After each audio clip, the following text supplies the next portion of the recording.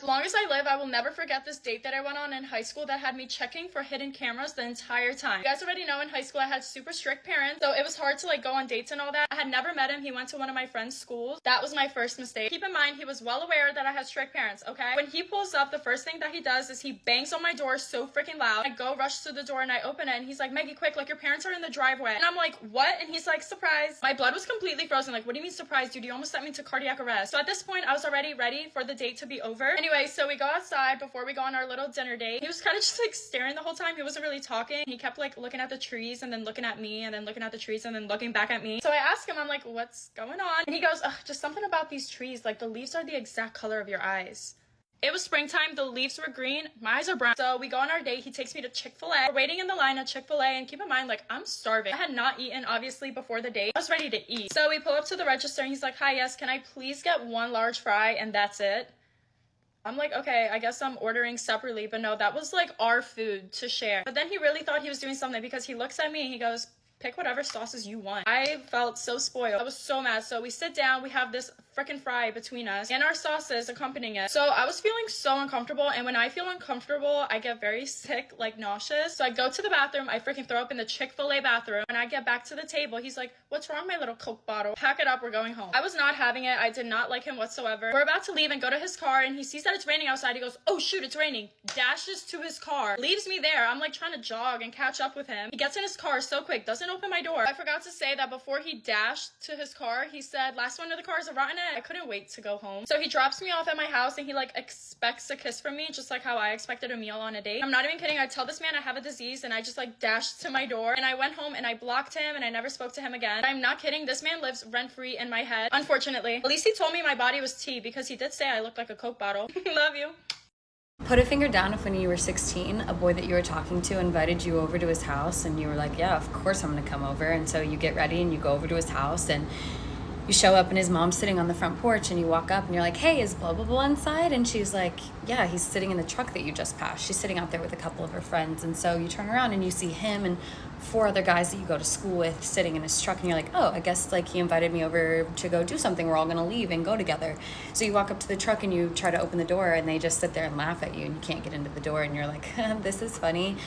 And then you like try again, and then they still won't let you in the truck. And so then his mom starts laughing and her friends start laughing, and you're sitting there and you're like, okay, this is like going on a little too long. And then they're like still not opening the door. So you realize that they just invited you over to humiliate you. So you got in the car and left.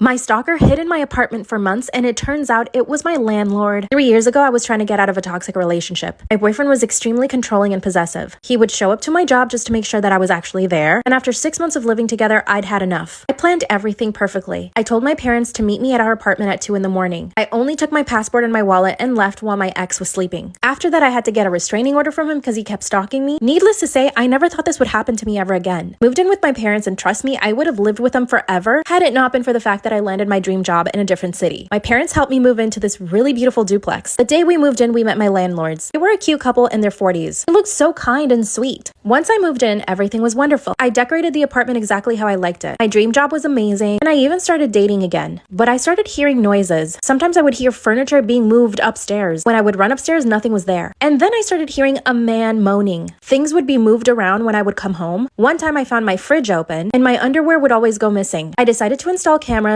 and 2 days after that, I heard more moaning. I called the police immediately, and when they showed up, they searched the house. Upstairs, in a guest bedroom full of boxes, they find my landlord. He had set up a mattress, food, and his laptop, even had a bag of clothes. And of course, on his laptop, they found videos of everything. Me with boys in my bedroom doing you know what, me in the shower. This man had cameras everywhere, and his mattress was full of you know what. Thank God he was prosecuted, and his wife blamed me. I got a bigger house and moved my parents in with me. I will never date men again. What would you have done? Story time on how I snuck out to my very first party / kickback while I make slime. This happened when I was like 16 years old, y'all. Get your money's worth and let it drain. I didn't forget.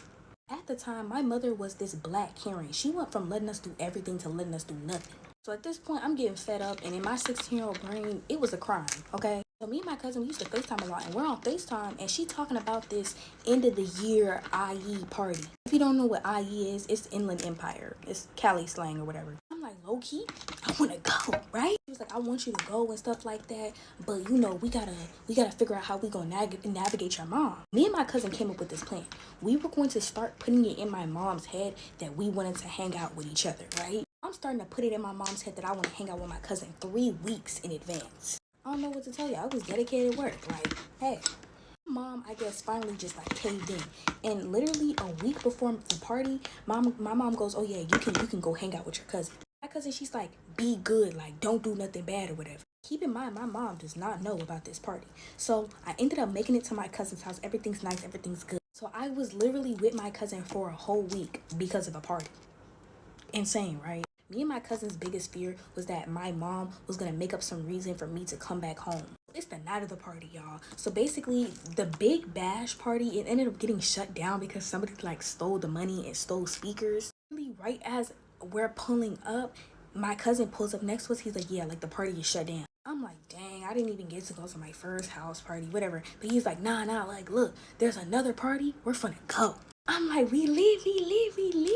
So we make it to the other party, right? Tell me why, y'all. I'm not even gonna lie to y'all. As soon as I stepped in that house, I just got a feeling that people was finna start. I'm like, but my cousin, she's like, chill, like, you're good, whatever. I see the dance floor sees me, y'all. It's a wrap. I go to the dance floor and start hitting. I'm talking. While I'm dancing, I'm doing all of that. I start to feel tall presence behind me.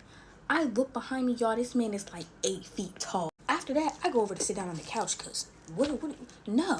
Why do I look next to me and there's this man full on throwing up all over the floor and people are just stepping in it, dancing in it. So I start to sing that one song in my head. Truly, I ain't got no business here. Since my friends are here, I just came to kick it. But really, I would rather be at home by myself. So that party ended up getting shut down because some group of boys went outside and then cracked this one person's skull open because he was gay. Like the story goes, he was knocking on doors, bothering people, and then they just went outside and knocked his head off. So the police is starting to pull up, ambulance pulling up. So everybody trying to get up out of there because they not trying to get stopped by the police, obviously. Me and my cousin and her girl best friend couldn't go nowhere because we had no car ride because, first of all, my other cousin's car was too small, and then like the other car literally had too many people in it to fit us in it. My cousin's girl best friend ended up hearing people talk about an after party, which is insane. We ended up hitching a ride with these random people that we did not know. Anything could happen to us, right? I'm praying in the back seat that we don't get, kidnapped, We make it to the after party and then end up spending a night there. Insane. I know, like when you say that out loud, it sounds crazy. My cousin's brother came to pick us up in the morning and everything was nice and good. Yeah. My mom still don't know about that, but I'm grown now. What can she do?